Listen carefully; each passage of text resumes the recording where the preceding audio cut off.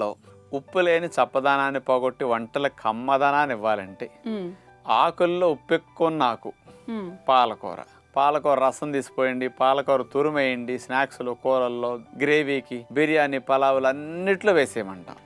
మరి అంత విరివిగా వాడే పాలకూరలో దాగి ఉన్న ప్రకృతి వాస్తవాలు ఏమిటి అనేది ఈరోజు కార్యక్రమంలో అందిద్దాం అనుకుంటున్నాము. చాలా మంచి విషయం డాక్టర్ గారు.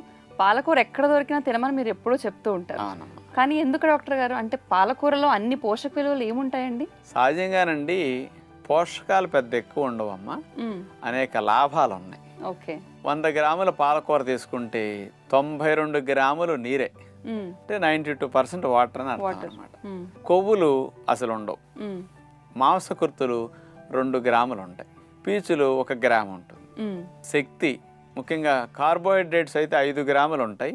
క్యాలరీస్ అయితే మనకు శక్తి పాలకూర ద్వారా 26